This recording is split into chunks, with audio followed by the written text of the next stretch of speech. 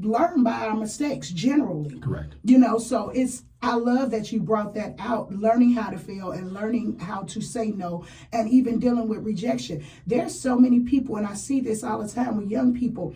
They get into relationships 18, 19 years old, and as soon as they break up, the boy wants to go kill the girlfriend for leaving.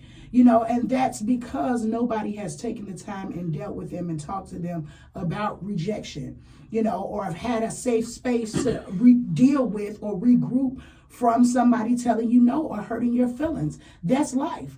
Somebody's going to hurt your feelings, But I can even go so deep and tell you why. There's a quote by Diane Radvich. The person who knows how will always have a job. The person who knows why will always be his boss. So let me tell you why he wants to kill her. He's got a mommy issue. He really depended on her to fill the void of something that she does that the mother should have taught him how to do. You see what I'm saying? And so nothing against, we have to be honest, right? And all thy getting, get an understanding. Not in all thy getting, I accepted. Not in all that getting, I'm going to like what I understood. No, in all that getting, get an understanding. So let's get an understanding that one, you were not prepared, nor was I, to have this child. Two, there are things that we did not get taught growing up, right? And we shield our children from failures. In fact, before we even go to the young man at the age of 19 wanting to kill his girlfriend, let's get back to the mecca of it. Let's get back to when they're in school, right? You don't understand. I typically use Maslow's hierarchy of needs, and Dr. Rogers, and that's his name, right? Mm-hmm. If I hope he's listening, he's like, yeah, that's it, boy, get it. Dr. Rogers.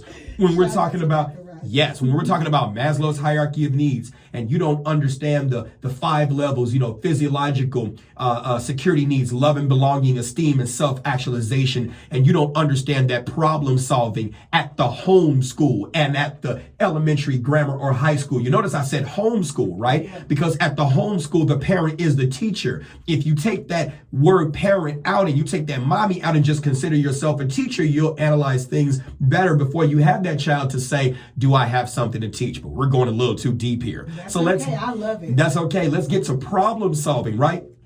Problem solving is all the way at the top. It's self-actualization. And so if you wonder why that boy, when you're trying to tell him, or that girl, when you're trying to tell her some things that they should understand, but they're not getting it. They're not getting it because they may not be at the level of self-actualization so that they can understand what to you may seem so simple, what to their father may seem so simple, but to them it's not there because somewhere down, they could be hungry, they could be sleepy, they could be exhausted, they could have other health issues. They could be insecure in their body. They could be worried about, well, am I going to be secure? Because if my mom and my dad are fighting, then who's going to protect me? It could be so many things that have to be in place before their mind is in the area where learning takes place. And so when you get that call from school that your child is messing up, and the first thing you want to do, using the Bible, I'm going to go there, spare the rod and spoil the child, because I don't send you to school for you to mess up. I don't send you to school for you to mess up. You embarrassing me, and then you beat that child. You have now emasculated that boy when he may have real issues that he may feel that he can't come to you and talk to you about because you can't even handle your own issues. So if you can't handle your own issues, what makes you think you can handle mine?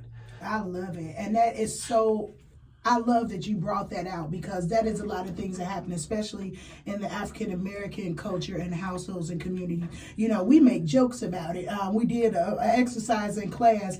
Things that you can get beat for growing up in the household. Yes. When some people, just went randomly, not washing the dishes, not making up your bed, talking back, and instead of just taking a minute to analyze why, or look at the bigger picture behind what has caused this action, we don't do that. No.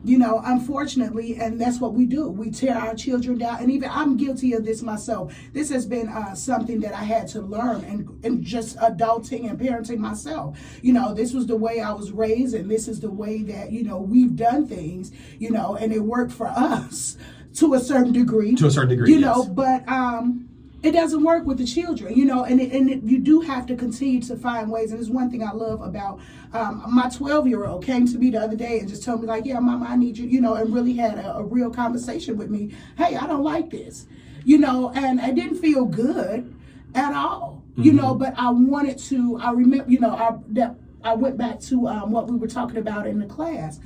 You know, you have to leave that room open. This is a person that has emotion, that has feelings.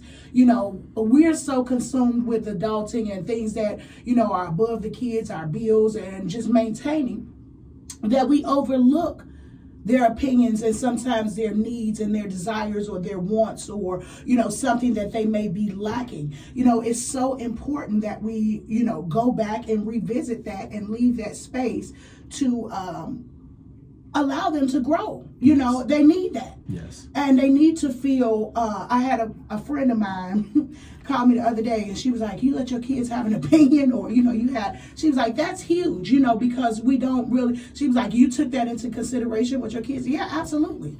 You know, we don't have the answers. And I always tell my kids that we do not have the answers. Don't think just because I'm in charge that I know everything. I'm still learning. You know, I've never had kids before. Y'all my first sets. You know, you're going to see my good and my bad. You know, I'm going to do things right, and then I'm going to fail at some things. But do understand that I'm human, and so are you. You're going to do the same thing, but be human enough and be responsible enough and humbled enough to say, you know, I don't know. So I love that you made that point. Yeah, and we gotta do things differently, because that's the whole purpose of my children's books, is to give us, in essence, some of the answers that we did not get, to give us the tools so that we can have those both. And if you want to take the book, read the book, and blame it on Mike. Well, I didn't say it. Mike said it. But what do you think about it? Yeah, so that way it doesn't come from you. I get it. I just want to give you the ability to be able to have the tools to actually be able to have those tough conversations, so we can learn different things, so they can learn different, so their outcomes can be different than ours. Because as much as we say we want to break those generational curses, we don't. We don't. They reciprocate and they continue the same cycle. Okay, so we are down to our last minute. Mike, I'm definitely going to have you back. There's so many. I think he has 21 books. I purchased all 21 of them, y'all. Yes, because, you know, it's so important. And I wanted to share these tools with my kids really quick before we go. Let the people know where they can find you and where they can find your books. Y'all get them. Yep. Get them. I appreciate it. You can go to MikeBrownsBooks.com, MikeBrownsBooks.com, 773-644-5000, 773-644-5000. I will ship. I will deliver. Okay, y'all, that is Mr. Mike Brown. I'm going to make sure I put that on the Just Tiff Show page. It has been a fantastic show. I love you guys. I'll see you back here next Tuesday. Make sure that you guys are following me on Facebook on the Just Tiff Show group. JustTiffRadio@gmail.com. JustTiffRadio@gmail.com. I love you guys. Going over to Theater 47. Get those tickets. Taking back my name. Love you guys. See you next week. That was amazing. You all follow her. Follow her. That was amazing. We'll talk. Yeah.